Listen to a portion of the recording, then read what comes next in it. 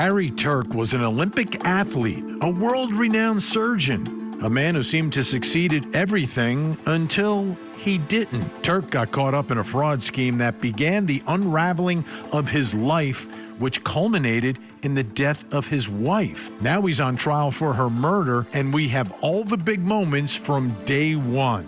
But first, in the pre-dawn darkness of November 13th, 2022, the tranquil town of Moscow, Idaho was shattered by the brutal slayings of 4 University of Idaho students. The community was paralyzed with fear as investigators embarked on a relentless pursuit of the perpetrator. Their efforts led them to a 28-year-old criminology PhD student from a neighboring university. A pivotal break came when a K-bar knife sheath was discovered at the crime scene, bearing DNA that allegedly matched the suspect. Surveillance footage further implicated him, capturing a white Hyundai Elantra identical to the suspect's vehicle circling the vicinity during the time of the murders. Cell data records placed him near the victim's residence both before and after the brutal murders, but there was also an eyewitness, a surviving roommate who saw the killer that night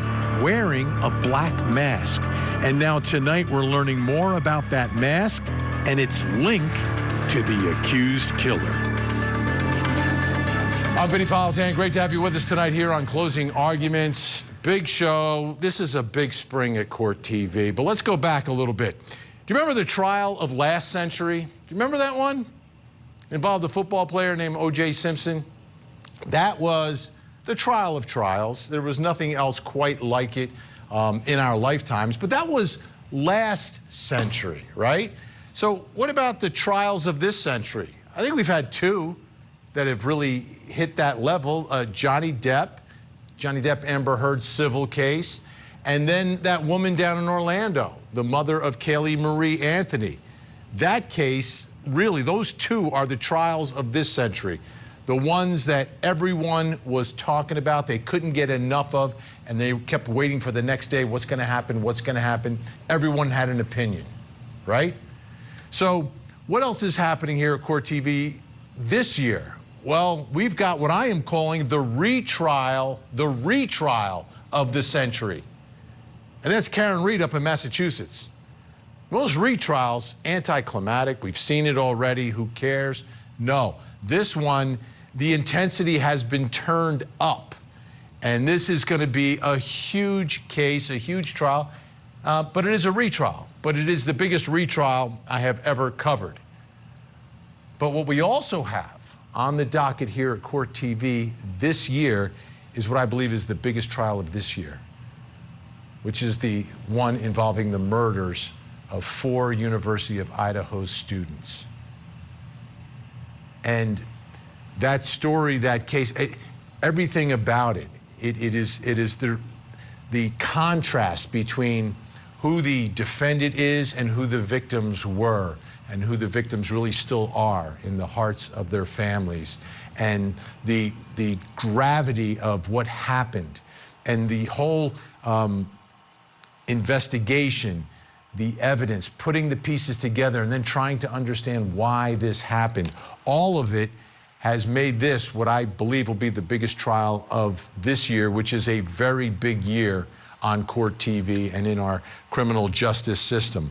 Now, so let's talk about this case. Let's talk about the suspect, the probable cause affidavit. As we get ready for this trial, which will happen in the summer, if you look at the probable cause affidavit, there is an eyewitness in this case, one of the surviving roommates. They refer to her as DM. It is Dylan. And she saw the killer. DM stated she saw a figure clad in black clothing and a mask that covers the person's mouth and nose walking towards her. Dylan described the figure as 5'10" or taller, male, not very muscular, but athletically built with bushy eyebrows. This is eyewitness testimony. Now, can she positively identify the defendant?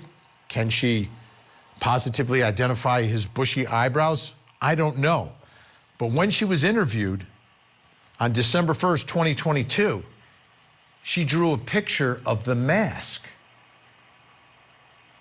And that's a copy of the sketch that she did for investigators. Because there's all different types of masks that someone could be wearing, especially these days in the post-COVID world that we live in. There are all different types of masks, but that's a very specific one.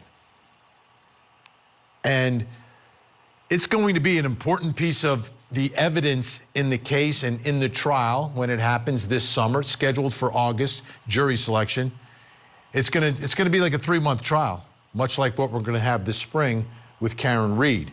So I want to bring in Court TV field reporter Cody Thomas, who's been going through some new court documents and has more for us tonight, specifically about the mask, right? This is a case where she doesn't see his face, but she sees a man with a mask. What is revealed in these new documents about the mask? Well, these new documents, Vinnie, are state documents, and pretty much in them, the state says they're relying for the trial heavily on self-authenticating evidence, or evidence that doesn't need further proof to say that it is what it is. And among that, they say that Kohberger purchased a black balaclava mask, a ski mask, about 10 months before those alleged murders occurred in January. Now, in that filing, it says, quote, "The relevance of this information is that Bryan Kohberger purchased a black balaclava from Dick's Sporting Goods on January 10th, 2022. This mask is the same type of mask described by DM, surviving roommate Dylan Mortensen, that she witnessed worn by a male in the residence on November 13th, 2022, and that would be the date of those alleged murders. And we also have the certificate of authenticity provided by investigators after consulting with representatives of Dick's Sporting Goods. Now, so it's clear that he had purchased this type of mask. This, what do they call it, a balaclava? Balaclava. It's essentially a ski mask. What we know as a ski mask, you know, limited visibility, your eyes are poking out, maybe bushy eyebrows are poking out on whoever Dylan Mortensen thinks she saw. But the interesting part about it, Vinnie, is that we took that drawing and then compared it to the masks that we searched on Dick's Sporting Goods website. And you can see here, there's her drawing on the left, and here's the collection of balaclava masks, ski masks on Dick's Sporting Goods website. We scrolled through, as you see, there's a giant collection of them until we found a mask that somewhat matched her drawing and description. And you see it right there. There's the eye hole there you can look out. It covers mouth, covers the head, your typical ski mask. Now, what we did from there is we took that mask that we found, and then we took a picture of Bryan Kohberger. And then we put them next to each other and then superimposed them, the mask on his face, to kind of get a recreation or a depiction of what Dylan Mortensen may have seen that night of November 13th. If in fact it is him. If it's him. If it is him. All right, so let's take a look at that. Do we have it? Let's take a look at that depiction of what that may have looked like over his face. There you go. So you see it fits almost perfectly. And you see the eyebrows are very visible. His eyes are visible. That's her description of what she may have saw, given if it was him.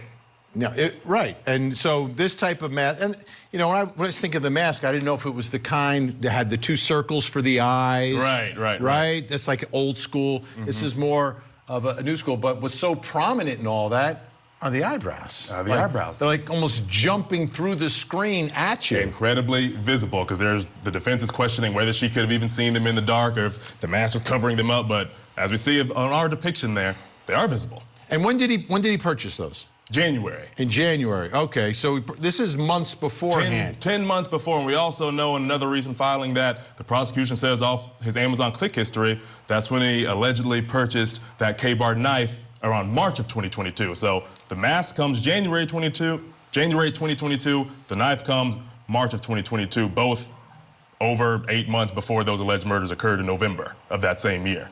Now, what's interesting is following where he is, right? Because he's not moving out to Washington State until the summer for the new school year. So this stuff, I guess, must have been sent to his home in Pennsylvania. Pennsylvania, absolutely. That's where if you look at that certificate of authenticity one more time, you see it says on there, Pennsylvania, it wasn't Washington. Okay. Mm-hmm. So I guess what they would be arguing is that the planning could have occurred prior to him even going out west. And there, you know, people have thrown out, why did he go out to Washington State? Did it have anything to do with the fascination of Ted Bundy, right? People have talked about that. We don't know. We don't know. But it seems prosecutors now are going to argue that the planning of this preceded him moving across the country, which to me is fascinating as well. Cody's going to stick around. Let's bring in our think tank tonight. Joining us, criminal defense attorney Eklund Mercy, retired criminal defense attorney Kirk Nurmi, and former federal prosecutor and president of the West Coast Trial Lawyers. We'll have to bring in the president of the East Coast one night, and we'll have the East Coast-West Coast wars, Nima. All right, so I just want to get a number from you. I'm just going to really quickly. How important is this mask and the purchase of this mask in terms of evidence? 0. Just give me a number, 0 to 10. Eklund. It depends. I think they. I asked for a number, and you see, you can tell she's a lawyer. I can't. It depends. It depends. It depends on what other evidence that you have. If you're, because 9 months is a lot of months, and it was purchased during the winter months, so I need more. I need more. We need more information. Okay, Kirk Nurmi, I guess you can give me a number and an explanation. Well, as it relates to premeditation, the answer is 0. I mean, we're talking about a purchase of an item that is common in winter in Pennsylvania, and also having attended Washington State University, I can tell you that's not an uncommon item to have in Pullman, Washington. The people in Idaho are going to know that. As it relates to identity and those type of things, the fact that he's wearing a mask, then I give it about a 3, but it's really about a 0 as it relates to premeditation. Wow. He's like, no big. She drew a picture of it. Okay, Nima Rahmani, your thoughts. Give me a number and an explanation, and then we're going to dive into this a little bit deeper. Vinnie, I love this evidence for the prosecution. I think it's a 7. I think the Amazon purchase of the knife is a 9. They're within a couple months of one another, so this is very helpful evidence for the state, in my opinion, and consistent with surviving roommate Dylan Mortenson's identification. I absolutely love it. I think it's helpful. So, surprisingly, the 2 former prosecutors believe this is really good, important evidence, and our criminal defense bar here on the program tonight not agreeing. Here's my point, Eklund. My point is there's an eyewitness, describes a particular type of mask, okay? There's plenty of different masks out there, right? There's masks that go like, you know, the COVID mask that people were wearing. You've got the mask that has just the little eyes sticking out like that. You've got a mask that could just be a bandana tied around here. But this is a very particular one that Dylan saw, described, and drew, and it matches with the type of mask that was purchased within the same calendar year by the defendant.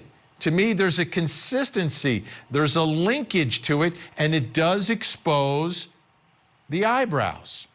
That's where you lose me, because it's when Kohberger, when we saw the superimposed mask on Kohberger, we noticed the eyebrows, but we noticed blue eyes. So you mean to tell me you're going to, the first thing that comes at you is bushy eyebrows, but not the blue eyes. So that is more of a more identifying characteristic if you told me, hey, the eyewitness saw the color of the eyes versus just bushy eyebrows. I don't know. All these straight-on shots of him, that one was, you know, he had good, it's like it's jumping through the screen at me, Kirk, these eyebrows. Well, look, that's why I think, you know, it has some relevance as it relates to the identification, right? But at the same time, a mask like that isn't that uncommon, Vinny. And remember the prosecution in OJ, you brought up OJ earlier, we're going to have shades of OJ's glove repeating itself, right? So no, OJ was a whole different scenario, Kirk. There was a lot more at play than the glove in OJ Simpson. A lot more, and none of that is going to be a part of this case. But let's face it, though, this black cat is not so uncommon in that area. It's a balaclava. How do you, balaclava? It's not just a hat. It's a balaclava. Okay, I'll let you say it. I'll call the ski mask because that's all. I went to public school. Maybe Nima can pronounce those words. But listen, it's not that uncommon. So I say it works with ID, but it has nothing to do with premeditation. I think this idea that he bought this mask and he was doing this all to plot this murder, maybe that's something that the state can argue at the sentencing phase. They can have a psychologist argue that as a data point, saying he became obsessed with murder and studying murder. I would agree with you if we're talking about that. But a simple black ski mask that is not distinctly uncommon in that area, I don't think that's going to move the needle for the state as much as you're saying. Now, yes, combined with other circumstantial evidence, certainly it helps, but is it going to be a huge help? I don't think so. Nima, could you imagine if Dylan described a different type of mask than was purchased by the defendant? We'd have these two jumping up and down, right? If it was one of these masks, right, with just the eyeballs, they'd be saying, "Look, it's not even the same mask," but it is. Well, it is, Vinny, and the defense would have a field day with it. Look, there's different ways to defend a murder case, and Kirk's been talking about this, but one of them is identification, right? You're saying it wasn't me. I think that's what the defense is here. They're not saying that this was self-defense or this was, a passionate manslaughter type case. They're saying that Bryan Kohberger was not at the scene of the murder. So you got the DNA on the knife sheath. That was purchased. You got the identified ski mask. That was purchased. You got the selfie the next day with the bushy eyebrows, right after he maybe cleaned up after the murders. These are all important pieces of identifying evidence. In addition to the cell site and the vehicle, surveillance video that we've been talking about. So these are all things that put him at the scene of the murder. This is all very helpful for the state. So I agree with you, Vinnie, on this one. Yeah. All right. Eklund, do you think... Now, he took a selfie, and prosecutors want to use that selfie to show his bushy eyebrows on that day. How large will his eyebrows loom inside that courtroom? I don't know how long. I don't know how long his eyebrows are going to loom in the courtroom, but I'm really going to, it's all about jury selection. It's all about, you have no idea what the jury is going to find important, what they're going to find, But everything's matching. Nothing is inconsistent. Like, everything fits. It's convenient. I don't think it fits. I think it's convenient. I think that once we actually like, look see at the Kirk's trial. eyebrows. I would not call them bushy. I would call them, dark, full. But like his, there's something else about him. I think it's part of it is because his eyes are set a little bit deeper and they kind of come over. And that's what she noticed that night. Like, she is looking right at him, and that's what she remembers. And the photos of him, you see him. People have bushy eyebrows. I know. Lots of people. I know. Plenty Lots of people people buy masks. Lots of people have white Hyundai Elantras. Lots of people buy knives. Lots of people's phones, are turned off for 2 hours during the course of a murder. Lots of people go driving at night to go stargazing to a park that is closed. Lots of people do. Lots of people drive by the scene of a murder in the morning, coincidentally. Right? There are probably tons of people doing that. Like, everything has fit in this case, Kirk. Everything.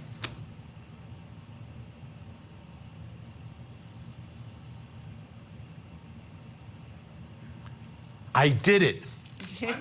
I left Nermi speechless. You froze on us, Kirk. All the evidence you just mentioned, I think that's more powerful. Is I just don't. All right, we're having a slight audio problem with Kirk, but I think it was what I said, right? I think it was what I said. Anyway, all right, don't go anywhere, folks. When we come back, was the suspect in Idaho studying how to commit a crime? We'll talk about that, plus coming up next hour. Tonight on Vinnie Politan Investigates. Next week, it starts all over again. The retrial of the century, Massachusetts versus Karen Reed. And tonight, we take a look at the biggest problems the prosecution has in this epic redo. Join Court TV's Vinnie Politan with the latest and breaking true crime stories. Now, Let's look at the other side of all of that. Vinnie Politan investigates tonight, 9/8 Central, only on Court TV. The jury was sequestered for 9 months. These people were too beat down to even try to fight for their own conviction. Trial and error. Why did O.J. win? Season finale Sunday night, 8 Eastern and Pacific, only on Court TV. Bryan Kohberger. That was the accused Idaho killer in a recording of the 2022 DeSales University commencement ceremony posted on YouTube. The suspected killer was studying criminal justice at DeSales before moving to Pullman, Washington, across the country to study criminology at Washington State University. And we're learning now that prosecutors want to bring in some evidence from the accused killer's time at DeSales. Still with me, breaking it all down, Court TV field reporter Cody Thomas. Okay, so this is something we've talked about since the beginning of this case, right? He's a criminology guy, he's criminal justice.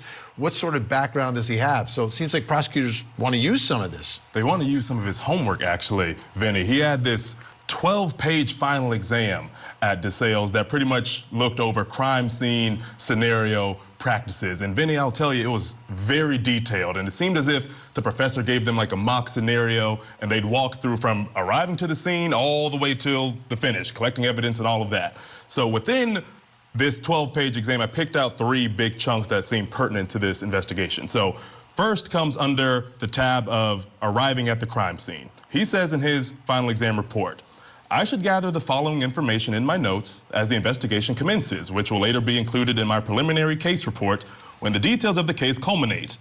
The offense, the time of day, date, and approximate time of the offense, if known, identification of the victim, the location of the offense, the method of operation, if known, and the identification of the officer. Since the offender was not there, I would be unable to record this information initially, and the specifics of the crime won't be known until confirmed by the crime lab. And Vinny, I thought that part was important because he also was not at the location of his alleged offense. Goes on in this part, getting the approximate time is important and can be indicated by rigor mortis, which sets in at about 12 hours, or putrefaction, about 10 to 20 days. All this information will aid me as I attempt to reconstruct the scene of the crime based on the evidence location in relation to its former known position. So this is a guy who is studying, from the other end of it, right? So if he committed this crime, he's now someone who has studied how the investigators are going to approach all this and what they're going to do, how they're going to try to figure out who did it.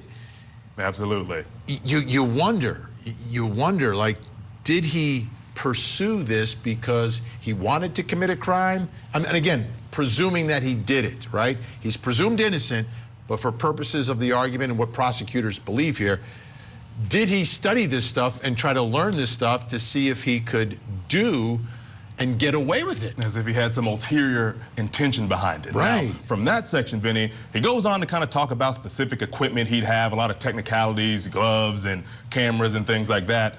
Then it moves along to the section titled Entering the Home for Crime Scene Documentation. Now, under this section, he says, quote, anything that is fiber-free and covers the mask or covers the mouth, hair, and overall body would be helpful in avoiding crime scene contamination, since hair, saliva, skin cells, and other bodily fluid or cells may be added to the scene, thus contaminating it. Let's hold right there for 1 second.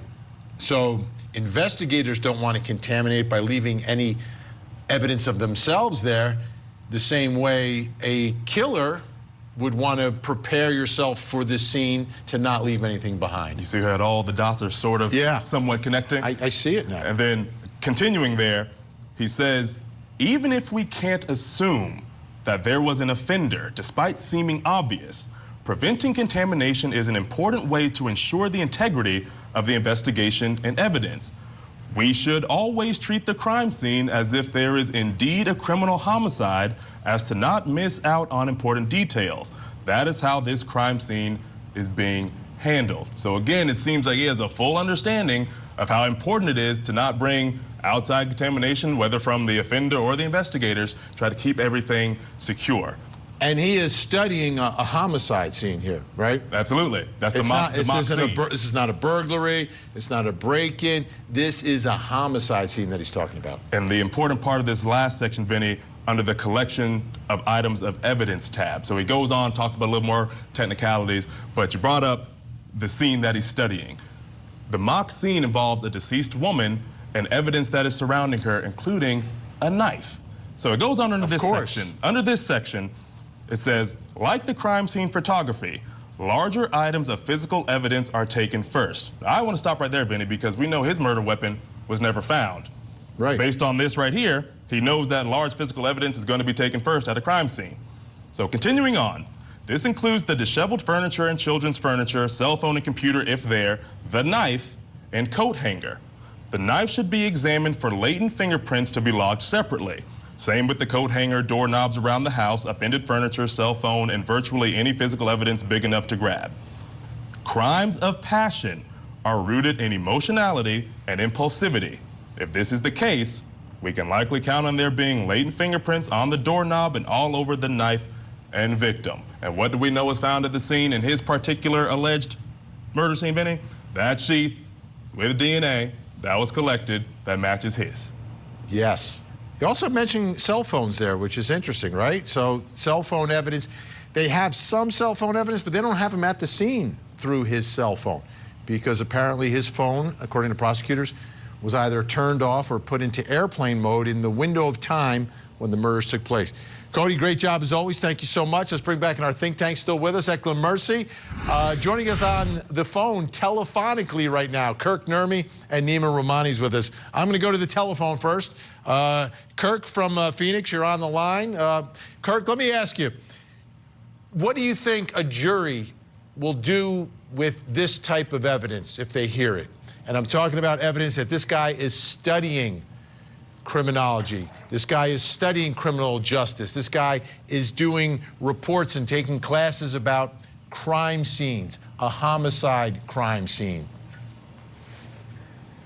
Look, I think it would be powerful evidence for the state if it's admissible, because the jury would start piping together a motive that he was obsessed with murder and wanted to see if he could get away with one, which is why I think we'll see the defense move to keep it out as being overly prejudicial.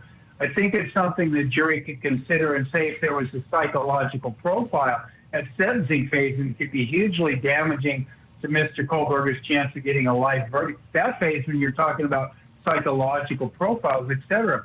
But when you're talking about a homework assignment, the facts probably dictated by a professor, some of those things that Cody talked about, they're not really attributable to Mr. Kohberger. So I would think it'd be overly prejudicial and probably something that the jury shouldn't hear.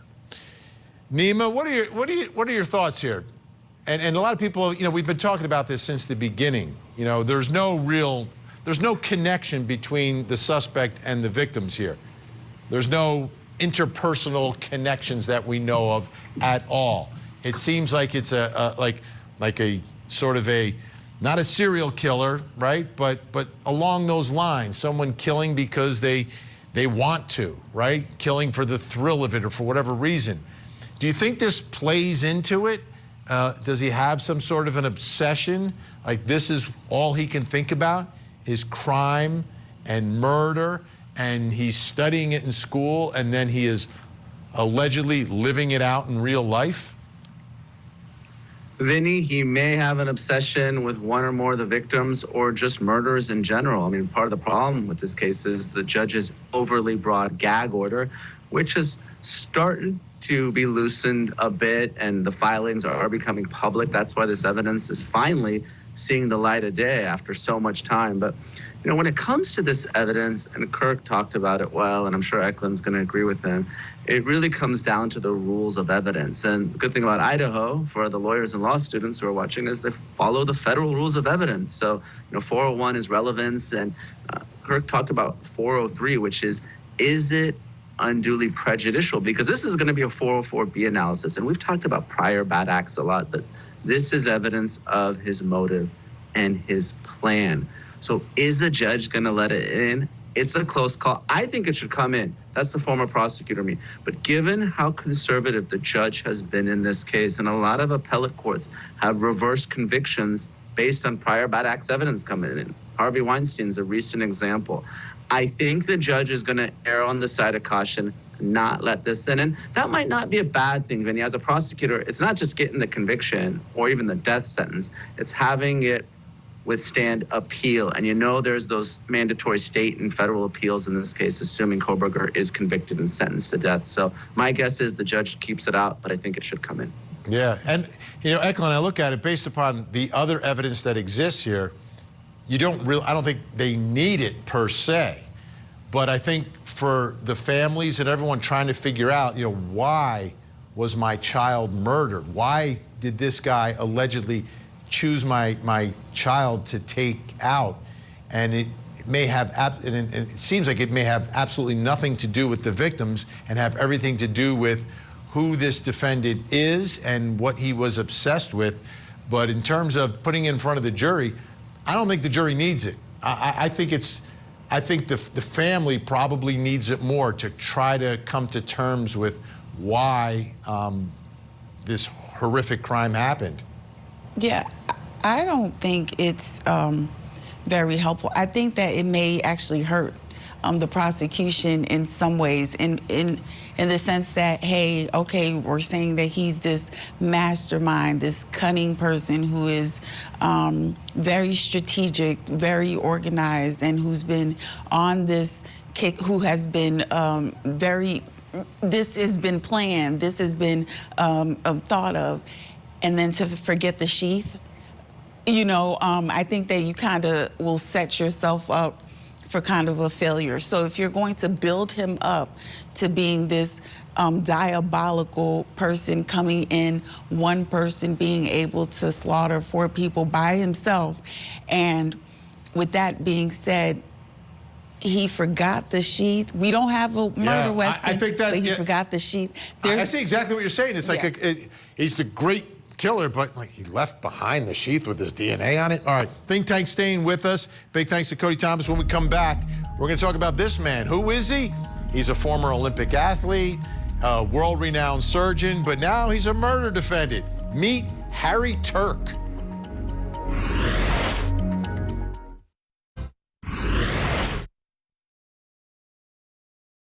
The instructions I just gave to you apply not only to this case, but to the case starting in this courthouse next week, the Commonwealth of Massachusetts versus Karen Reed.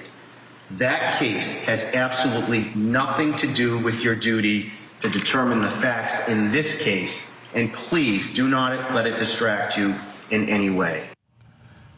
Can you believe it? Court TV has 2 trials happening in one sleepy little courthouse in Massachusetts, not even in Boston. We're talking about in Dedham, Massachusetts. We have 2 trials happening. Karen Reed, obviously, Tuesday jury selection starts. And then you had the judge here from the case of, we used to call him Ingolf Turk, but I guess everyone calls him Harry, so we'll call him Harry. Harry Turk, the former Olympian accused of murdering his wife. He was also an incredible robotic surgeon. So today was day 1 in that case in the Karen Reed courthouse, but in the real courtroom in that courthouse, the big one, the one where Sacco and Vanzetti were tried for murder years ago.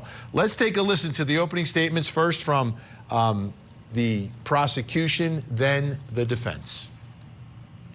And in the beginning of that interview, the defendant said he didn't know what happened. He didn't know where Katie was. And the police said, we're concerned, we need to find her. We think she might be in the woods. What can you tell us? And eventually, as they talked more, he told them about what happened, about what he did, about the circumstances at 29 Valley Road. He explained that he and Katie had been having some marital problems and they had separated. He told the police that she needlessly got a restraining order that meant that he had to leave 29 Valley Road. That he came back from Florida and they were going to work things out. And it was supposed to be a clean slate. Nothing from the past. And on Thursday, they had a nice day at 29 Valley Road. They had a nice dinner. All 3 kids were home. They played a game. And then after dinner, after some drinking, there was an argument. And Katie wouldn't let it go. She wouldn't let the past go, like she had agreed. And so he put his hands around her neck. Dr. Turek told the 2 male police officers that he strangled his wife, that he knew he killed her, that he panicked after he knew she was dead, and he carried her body out of the house. Now, what actually happened, and you'll see the evidence is pretty clear, that what happens is they're in the bedroom, and they're arguing. And she's talking about the other men. She's got hundreds of guys after her on these websites. Do you think I really loved you? Do you think I really loved you? I'm calling the police tomorrow. You're getting out of here. They got in the course of an argument. She had a rocks glass in her hand. She had her cell phone in the other hand. He got on his knees. He said, Katie, please don't. She smashed the rocks glass off his head, the right side of his head, not the left side like the police think. At that point, with one hand, the size of that hand, the strength of that hand, he grabbed her, snapped the highway, she died. All right, Think Tank's still with us. So I'll start with you, Kirk, now that we have you back in person. What's the defense? Like, it seems like you just said that he just killed her with his Olympic-sized hand. Yeah, if I follow the defense attorney properly, it seems like he's going to put his client on the stand, and they're really going to argue some sort of heat of passion, some sort of lesser included. They were reconciling, they were getting ready to go to bed, and then all of a sudden she turned the table on him, and he lost it. So I really think what we're going for here is the manslaughter, and everything we're going to see here is going to depend on whether or not the jury believes Dr. Turek. Eklund, what are your thoughts here? We've got a guy who is, I mean, he's huge. He's a big, big man. I think it's all about jury selection. I think that, you know, if you're a defense, you're looking for people that are married, people who understand what happens in, you know, long marriages and how arguments can get out of hand. You want people who identify with not the perfect couple, but, you know, that type of couple. You are, it's entirely, this case is entirely on jury selection. Who did the prosecutor pick, who did the defense pick, and who will be making the decision in the jury room. All right, Nima, I've got a little twist for you. You ready? Here's Kevin Reddington. He's the defense attorney talking about Harry's friend and the victim in this case, Harry's wife. You're going to see text messages with Kurt. And while Kurt was talking to him about trying to mediate between Katie McLean and Harry and trying to get things to work out, that he was sexting her, and she's responding. Ultimately, he's sending her what's referred to in the vernacular as pics, and she's sending him pictures of her breasts while she's in a bathtub. And this guy's going to be right up here on that witness stand. Can't wait. All right, Nima, how much of a problem is this for prosecutors if you have Harry's friend sending pictures of himself, right, below the belt pictures of himself, to his friend Harry's wife, Katie, and she's sending pictures of herself, I guess, above the belt, to Kurt, his friend. It's paints a picture here that there's something else going on here. Does that perhaps explain the anger, explain, as Kirk was saying, the passion of the moment? Vinnie, it's a potential problem, and we've talked about defending these murder cases, right? Kohberger saying it wasn't me, the DNA evidence was planted. Well, this is a defense based on intent. The defense is saying, well, look, I did it. There's a confession saying I did it, but this was heat of the passion. This is what we learn in law school, right? You walk in on your spouse with someone else, and maybe that didn't happen, but to the extent that your spouse is sending nudes to one of your friends, that may well qualify for manslaughter. So from a defense perspective, I like what they're doing in this case to defend their client. This is really the best case scenario. You're not going to get a walk entirely, but if Harry gets 10 or 15 years for manslaughter because Kate and Kurt were sexting one another, that's a win for the defense and a loss for the Commonwealth.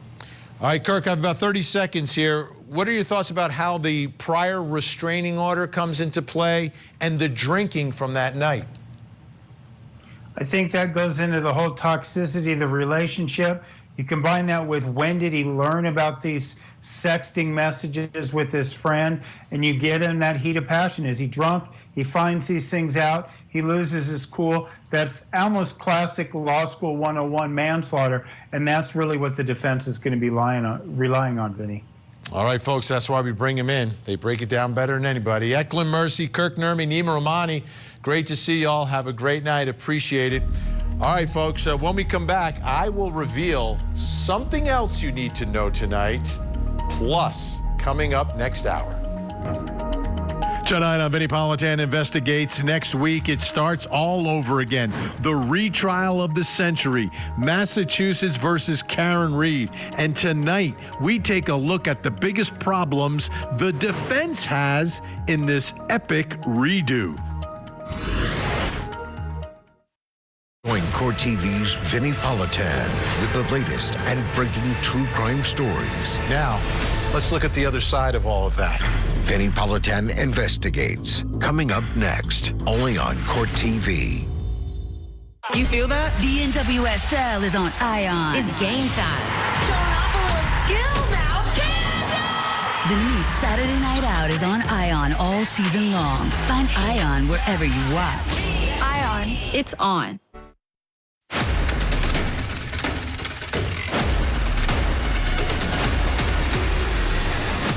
Welcome back. Time to reveal something else you need to know. Take a look. The trailer has been released for Alec Baldwin's Western movie, Rust. The trailer for Rust was finally released by IGN on YouTube. Let's take a look. Some things in this life you can't get back, I reckon.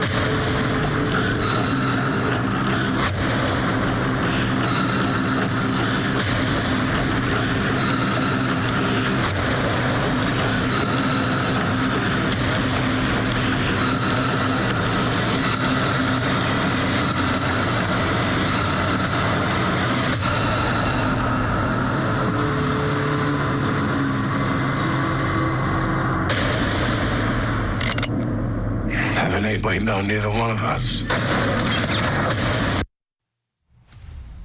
May 2nd, coming out to theaters, and I believe the victim's husband has an executive producer role in the whole thing, so that may be part of the way that the family collects on the wrongful death lawsuit.